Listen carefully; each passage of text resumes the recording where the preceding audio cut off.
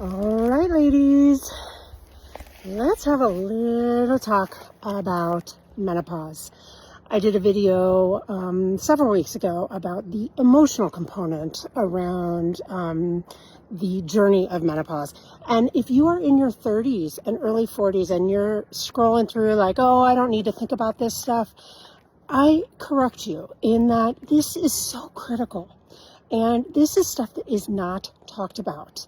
The more research I'm doing, the more conversations I'm having, we are just not talking about the nuances and nitty gritty of this tremendous passage of our lives. So bear with me. I'm going to try to get through all this, but I've been thinking a lot about just what is not discussed in the realm of women's health. And for me, I really started noticing that when I got pregnant. I had this vision that I was going to be this glorious, graceful, dancing queen pregnant woman. And let me tell you, I felt like my entire pregnancy. I was living on bread and peanut butter and cheese and wanted to vomit pretty much every day. I was not dancing. I was barely able to move. And that moment for me was like, okay, we need to start talking about these things because nobody shared that experience with me. And if anything, I felt shame.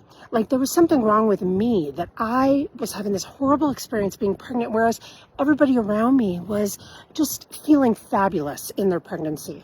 So the same goes with menopause. And women can start having menopausal symptoms as early as their 30s.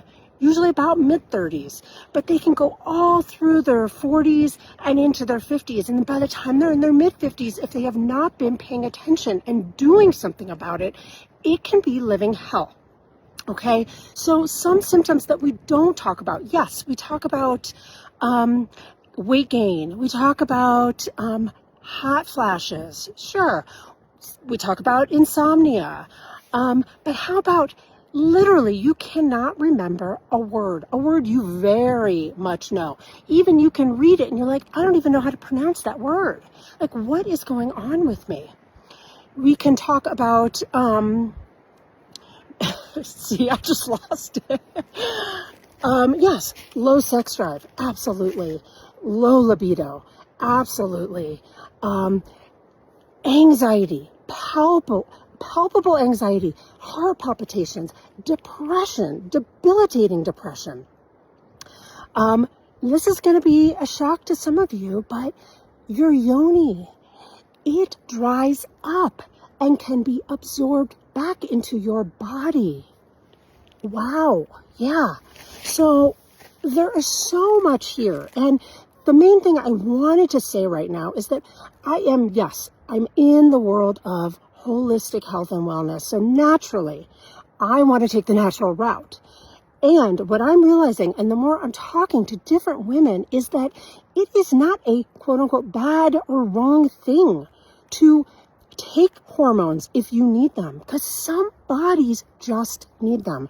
And I am starting to feel like many, if not most bodies, do need a little extra help in that realm. And that's what they're there for.